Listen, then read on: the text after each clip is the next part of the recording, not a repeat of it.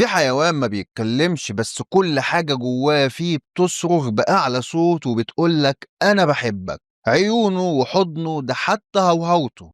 حيوان كله وفا وحنية، كله حب ومن غير أي مقابل. ومادام قلت كلمة وفا فأكيد اتعرف أنا بتكلم عن مين. الكلب مش مجرد حيوان والسلام، لأنه لو حبك هيتحول لروح عايشة علشانك، وهيبقى مستعد إنه يموت نفسه علشان ما يشوفش فيك أي حاجة وحشة حرفيا. молодец. Айда.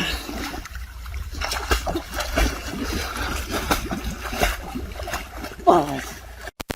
لو جعان بيستنى، لو موجوع بيستخبى، لكن لو شافك في خطر هينسى نفسه ويفتكرك انت بس.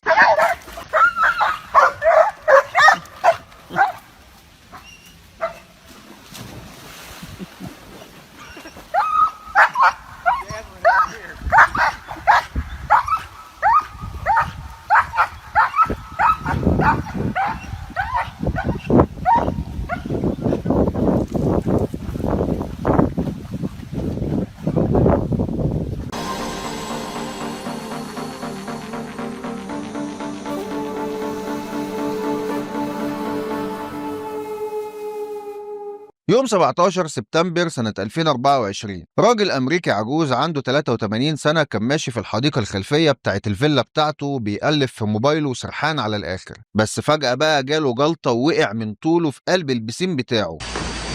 والحسن حظ الراجل العجوز ده إن الكلب بتاعه رجلي، وده اسمه مش رجل أنا يا ظريف، هو اسمه كده ورجلي. الكلب شاف اللي حصل وبدأ ينبح بصوت عالي واتجنن وجري يدور على أي حد يساعده.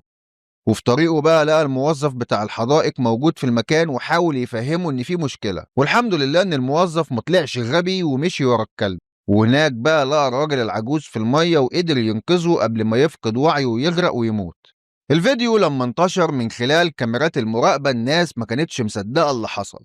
وقد ايه بقى الكلب ده وفي وذكي وقدر ينقذ صاحبه الانسان اللي انقذه زمان وهو صغير من الملجأ وخلاه يعيش معاه. والراجل العجوز بعد يومين كان اتعافى تماما، وقال ان اللي حصل ده هيغير له حياته كلها وخلاه يتعلق بكلبه ويحبه اكتر واكتر. بس بعدها باسبوع واحد مات بسبب الشيخوخة، وبكده يكون انتصر الخير على الشر وقفلة جميلة للحدوتة دي.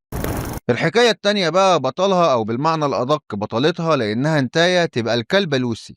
لوسي هي كلب من نوع لابرادور ومخلطة مع نوع تاني اسمه سبانيل، وده كلب ذكي جدا، وديني هو مش هقارنه بذكاء حد، بس اللي على راسه بطحة بيحسس عليها وكل واحد عارف نفسه كويس جدا. الكلبة دي مملوكة لسيدة اسمها شارون بروكي، كانت في اليوم ده بتعمل أكل في المطبخ بتاع بيتها، لكن من كتر الحش والتفاصة حتة توست كده وقفت في زورها وما بقتش قادرة تاخد نفسها ورقدت على الأرض. وقتها لوسي جريت بسرعة جدا وقعدت تخبط لها في لا مؤاخذة صدرها علشان تطلع التوست وتقدر تتنفس بشكل طبيعي.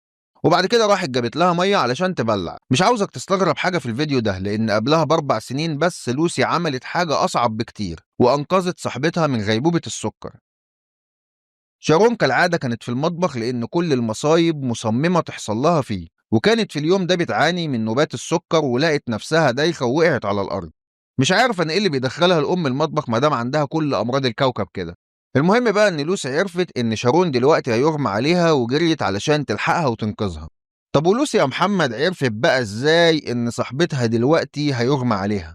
صديق الانسان المفتح الدقرم انا معرفش، بقى تواصل انت مع لوسي واسالها بنفسك، بس عموما ده بيكون بسبب افرازات معينه بتطلع من ريحه الجسم وقت الحاله، وده اللي عرف لوسي. يعني لو كنت انت مكان السيده شارون ومستحمي ومتروش، كلبك هيسيبك ومش هيسال فيك لحد ما روح تطلع للي خالقها. المهم ان لوسي بقى جريت على التلاجة وجابت لشارون ازازة المية، وتقريبا كده المعلمة لوسي عندها وسواس قهري زي مراتي وجريت تاني علشان تقفل باب التلاجة.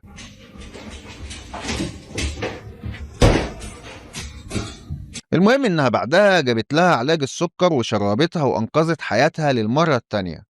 انا مش عارف بصراحه ليه الكلبه لوسي غاويه فرهده، ما كانت تتصل بالاسعاف على طول. ومش عاوزك تضيق قوي معايا والافيه ده اللي يقف في زورك، هو يعني اللي حصل من اول الفيديو ده كان طبيعي؟ بس عارفين يا اولاد، اهو لو انا اللي لا قدر الله وبعد الشر عني يعني اللي كنت مكان شارون، حتى اسم امها وحش ومقرف. المهم لو انا اللي كنت مكان الوليه دي مش بعيد كان الكلب عضني واكلني، لانه هيبقى شايل هم مين اللي هيطفحه في المستقبل، ومش بعيد كان حد منكم يعمل عني حلقه في اوعى الوحوش تبقلشك. المهم ان عملت الحلقة العاطفية دي بناء على طلباتكم ورسائلكم الكتير اللي بتبعتوها لي دايما على الانستجرام بتاعي. بس مش انا عملت لكم حلقة رومانسية اهو سمعت كلامكم وانبطيتوا خلاص؟ قابلوا بقى الدم والذبح اللي هتشوفوه في الحلقات الجاية، وازاي ال5 كلاب اكلوا صاحبتهم الانسة باميلا روك وفلقوها من كل حتة، وازاي شمبانزي ادى لصاحبه الحضن الاخير لكن الحضن ده كان لراس بس لان باقي الجسم كان اتقطع واتفصل عنها. ربنا يخليني ليكم دايما يا رب ويبارك لكم فيا ويقدرني وافضل اقدم لكم جرعات من التفاؤل والامل. العب يلا. بسم الله عليك.